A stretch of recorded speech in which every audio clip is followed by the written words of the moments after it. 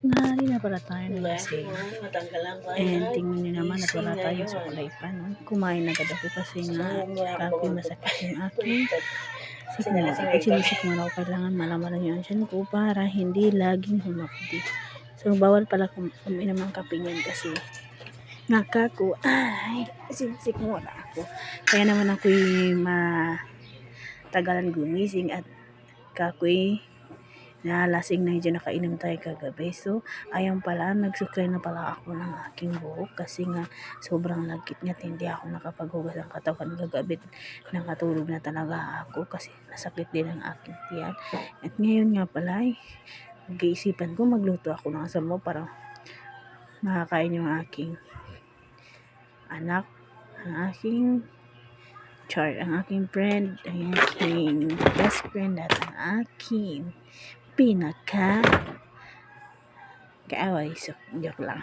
Ganun talaga, no? Minsan kailangan nating pangaralan ng ating anak para paglaki ay hindi sila matigas ang ulo. So, yan pala, no? Susuklay-suklay ko pa, dalian pala. Yan yung dulo, hindi ko na naasuklay. Ayan pala, ay, talagang napakatagal ko pala magsuklay ng panahon. Ganyan talaga pa.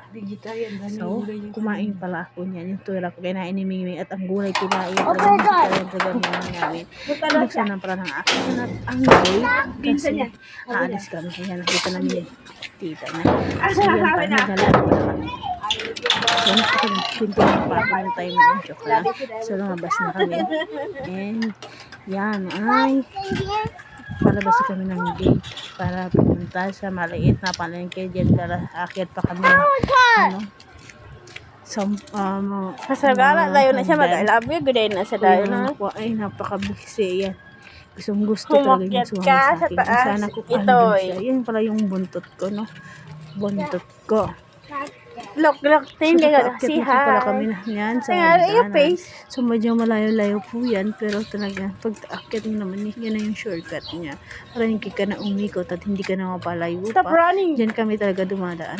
So, yung anak ko, sabi nga sa kanya, ay tumikot siyang sa akin. Kasi pag aakyat na kalsada niya, bakit ako ay masagasaan siya.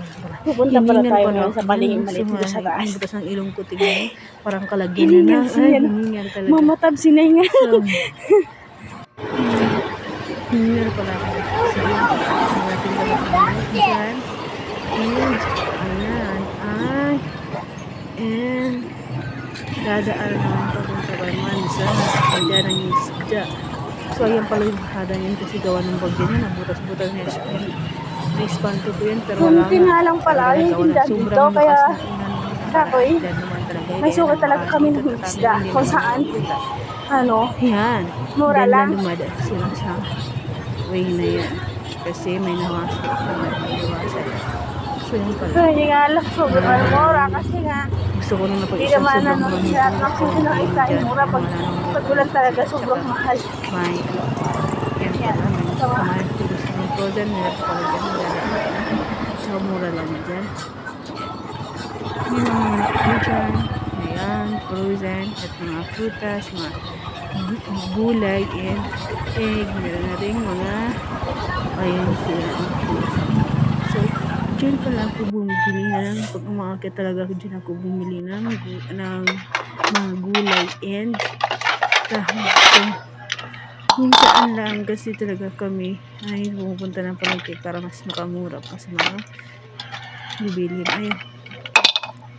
Ayan pala ay nabili ako ng tahong para sa bawang. So, akin man tinanggal yung mga dyan, yung parang semento parang dumidikit na, parang bato na yata, asin na dumidikit yan.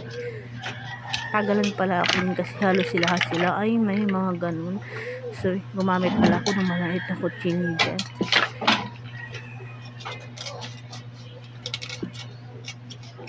Talagang sobrang tagal ako dyan. Isa pa gusto ko ng biyakin, no? So, talagang pinagtyagaan ko para makahigit talaga ng sabaw. Ang gigil pati bibig. Ano ba yan, mamatas? Pati bibig mo, ang gigil sa kapudpud niya. Ang hirap pala talaga lutuin ng tahong. Akala mo madali lang. So, kung hindi pala siya, linisan, ay masasama pala yun sa babaw. May mga parang buha-buhangin yung ano mo, lulutuin mo. Kailangan talaga kudkurin siya. So, lahat, yan. Mga halagang 70 pala yung binili ko dyan. Yan. Kita nyo na yan. Ganyan po talaga. After 1 hour. 1 hour talaga. Yan. May mga lamas ako. Sibuyas, luya, tanglad. Yan.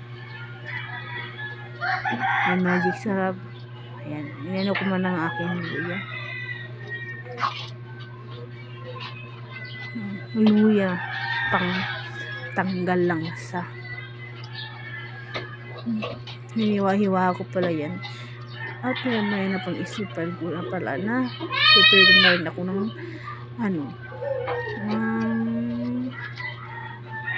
bangus. Nailabas ko na pala yung bangus dyan para prituhin. Hindi ko lang na-videoan. Hiwain ko pala yan ng pinong-pino. Excited na yung sibuyas. Magpahiwa. Sumakay na sa tagkaran. Parang ako na excited. Humigit yung sabaw. Para matanggal yung kalasingan. Joke lang. Hindi naman ako nalasing. So, yan. Hiniwa-iwa ko palang maliit yan. Hiwa-hiwain lang po natin ang maligit. Gusto ko nga dapat digdigin yan. Ay, tinabad na ako ng kutsili na malaki. Pero maya-maya ay ginuha ko rin kasi ididikdik ko sa tanglad. Yan talaga ang mamatabs. Ayan. Hiwa na pala ko ng sibuyas. Hinugahan na pula pala yung mga yan. Bago ko hiwain. Sinun ko na pala yung hugasan yung siling green. Nagtupak na naman pala ang ating uniko iho. Yan. Nagkukulong siya ng kwarto. Yan. Talagang yung anak ko talaga. May sapak talaga yan. Tupak talaga yan sa mga yan. Hiniktik ko na palang tanglad. At para malas. Ngayon nga pala natigil ako saglit sa aking voice over kasi nga may tupak na naman ng aking anak. Hinanap niya ang kanyang cellphone. May aging cellphone. Yan parang aking bangus. So, nagkuha na pala ko ng balis na aking ginabad sa tubig na kasi mas prosen kasi nga bago ako umakit sa taas. So, nilagyan ko pala yan ng season na nasa pack na po siya. Nilagyan ko po yan para mas nalasa ang ating pinitong isda. Bali ba ng ilang piraso lang po yata yan, mga 4 lang yata. Ay, nga pala. So, ang aking kinain ni Mingming kaya naging 4 na lang kami. Nga pala yan. Masarap po siya. Mabango-bango. Ayan naman ang ating mahiwagang kawali. Hindi ko na siya kinugod kasi mamaya ay mabutas na talaga, no? Wala na tayong gagamitin. Ayan, para nalagay ko ng mantika dyan. So, sa pagprito pala ng bangus ay napakahasil talaga kasi tumatalsik-talsik po siya. Hindi lang po siya tatalsik pag nilagyan ng crispy fry. Ay, nako. Nainta po yan. Pinainit ko muna ng payayad ko para ang lagay ko hindi manamasik-namasik. Medyo frozen pa yan. Ay, nako.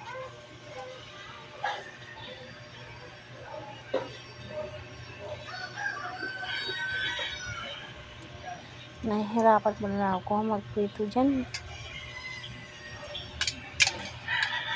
Hanap ko muna na walang mag-atal sa mantika para hindi tayo matalsikan masiraan.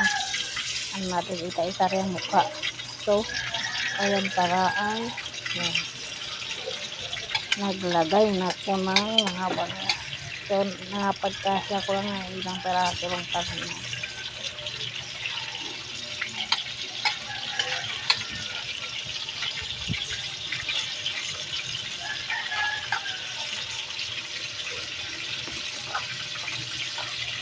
Ayan para nagprito na ako yan. Tinakpan ko siya kasi nanarasik na naman sa aking itay-taryang mukha. Ayan na. Kawawa naman talaga si Mama Ads, no? Kasi inaaway ng matika at chor. Tinakpan ko po yan. Ng bangus, talisik na Yes. salisik. Oh my Ayan, goodness. nagdadala ako, nag-imot na kasi natalisikan ako sa kamay. So, ayan. Pinagawa ko pa yung aking hinugas at suka ko muna yung mga dahon sa ilalim. Yan, nakikita niyo po yan, parang lumilitaw. Yan po yung dugoy niya na nasa ilalim. Ayan, diba? Tignan mo na yan. Dahon-dahon yun na maliliit. So, yung mga ginakain nila na mga dahon-dahon. So, ayan pala. Naglagay ko ng mantika. So, dinawa ko ng aking anak din. Kaya nag-charge ko na ang kanyang cellphone. Ayan. So, medyo matagal-tagal pa na siya. Parang wala na talagang tubig. Kinadyo na talaga niya yung puro mantika na lang. Kasi napaksik kasi sinatan. Lagay ko na yung huluya. Tandang-dang ng langsa. Hinalo-halo ko na pag-ayan. Pag-isip natin na wala talaga yung langsa ng ating tahong. Niluto ko pala ang ating tahong. Joke lang.